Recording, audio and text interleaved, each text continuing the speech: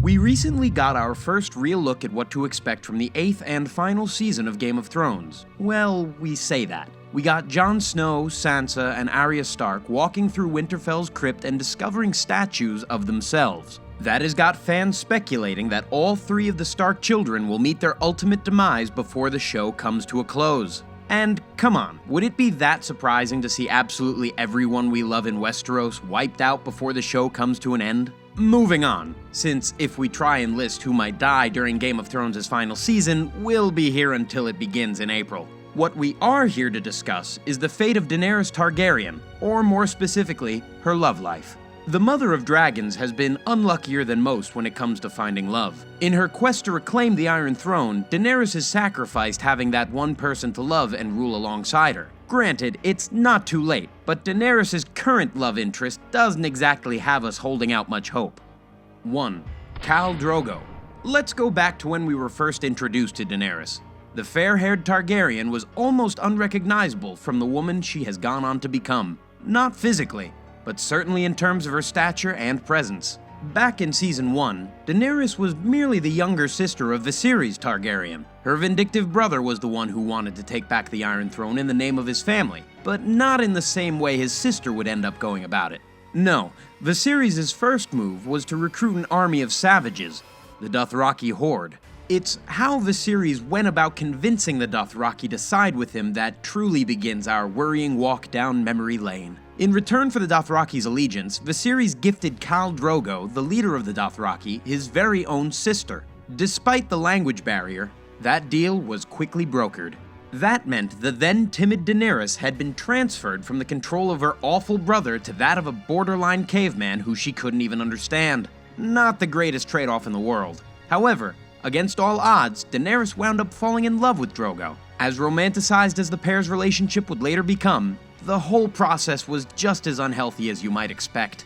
It was a relationship essentially born from human trafficking and sexual assault. 7 seasons later, the honeymoon scene, if we can call it that, still made for some of the most uncomfortable watching Game of Thrones has ever offered up. That's really saying something.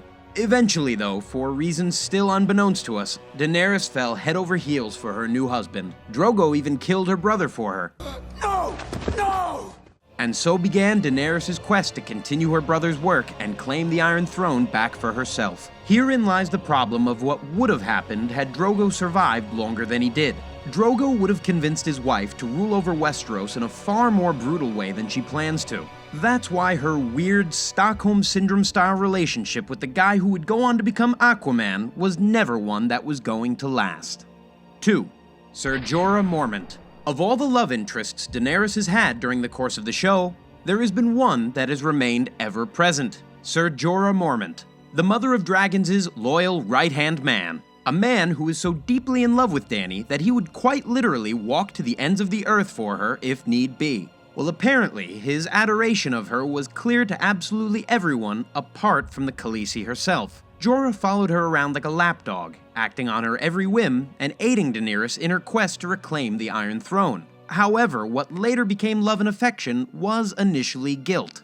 Jorah's allegiance to the Khaleesi was nothing more than a facade. He was sent by King Robert Baratheon to spy on her, as King Robert was understandably worried that the Targaryen was coming to kill him. Jorah had fled Westeros after being sentenced to death by Eddard Stark, and his way back into the Seven Kingdoms was to act as a spy for the king. Turns out he couldn't even get that right. Instead, he fell in love with Daenerys. More power to him. He managed to keep that a secret for a lot longer than we would have. But eventually, Dany discovered Jorah's original mission. Rather than having him killed right there on the spot, Daenerys showed compassion. She allowed Jorah to flee from the city on the condition that their paths never cross again. Heartbreaking for old Lord Friendzone and the rest of us watching in more ways than one. Like anyone truly in love, even if it is destined to be a one-way street, Jorah did not give up. After being banished from his Khaleesi's side, he ventured out into the world and managed to capture himself a rather powerful pawn, Tyrion Lannister. Jorah planned to offer Tyrion up to Daenerys as a make-good, proof that he was, in fact, on her side. And would you know, it worked.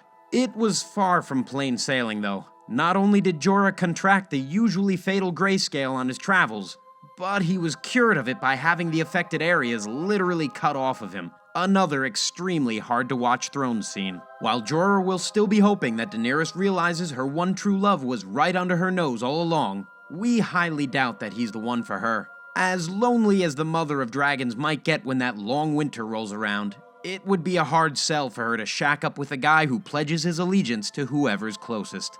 3. Daario Naharis.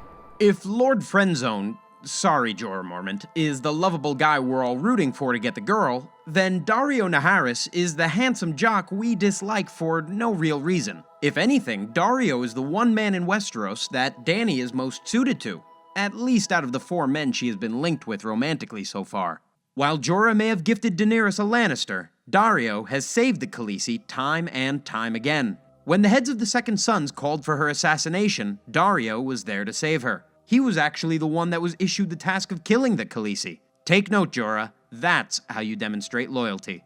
Daario was so taken by Daenerys that instead of condemning her to death, he brought the Khaleesi the heads of those who had ordered him to do it. Quite the statement of affection, if you ask us. He has also brought Dany flowers too, so, you know, he does know how to be a regular boyfriend too.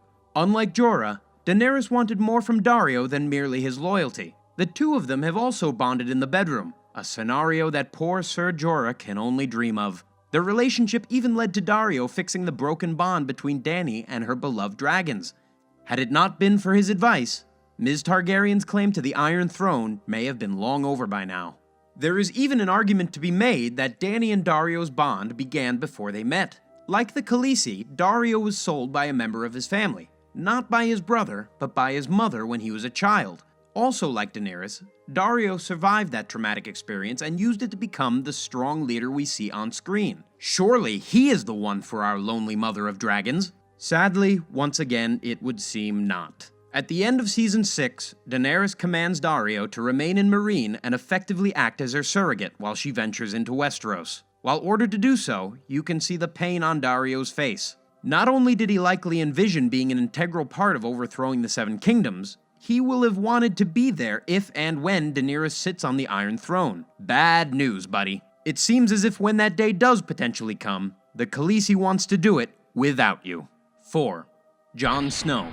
Last but not least on what is a relatively short list of men the Mother of Dragons has allowed into her life, Jon Snow. Yes, we can already hear you saying, ew, ew, ew, much like we did when the two of them, well, you know, at the end of Season 7. Hold up though, as we are getting a little bit ahead of ourselves. Try to forget for a second that Jon and Dany are nephew and aunt. We know it's hard, but do it for us. If there was no familial bond between the two, what better pairing in all of the Seven Kingdoms would there be to rule over Westeros? Things did get off to a rocky start between the two when they finally met. The Khaleesi wanted Jon to bend the knee and aid her in her quest to reclaim the Iron Throne. However, Jon refused to do so as he was already aware of a far greater threat, the Night King and his growing army of White Walkers marching on the wall.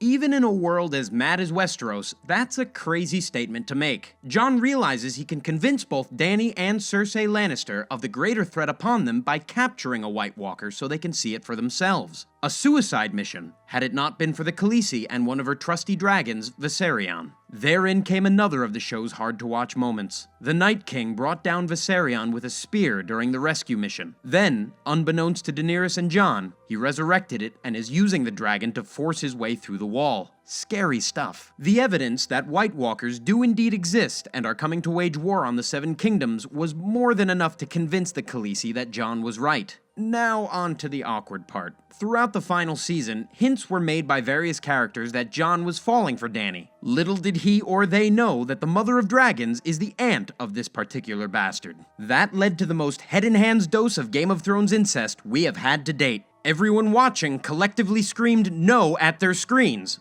Or at least we hope you did. Yes, Westeros is a place riddled with incest, and even though they don't yet realize what they've done, for some reason this one really got to us.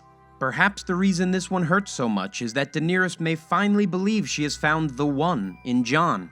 We fully expect Season 8 to begin with the two of them standing side by side, not hiding the fact that they are together. Meanwhile, we at home will all be waiting for the terrible news to be broken to them, and for the Khaleesi to once again be left heartbroken and alone. We're not saying that Daenerys is destined to rule over the Seven Kingdoms alone, or worse, die trying without finally realizing her true love, but the odds seem to be very much against her. The Mother of Dragons seems to fall for men who she really shouldn't. Abusers, family members, that sort of thing. We are dreading the moment she realizes that she is the aunt to her latest love interest. For that moment, and hopefully some happier ones, although they'll likely be few and far between, be sure to tune into the final season of Game of Thrones when it airs this April. Plus, don't forget to let us know your thoughts in the comments below. And while you're down there, don't forget to subscribe to Behind the Screen for more great content like this.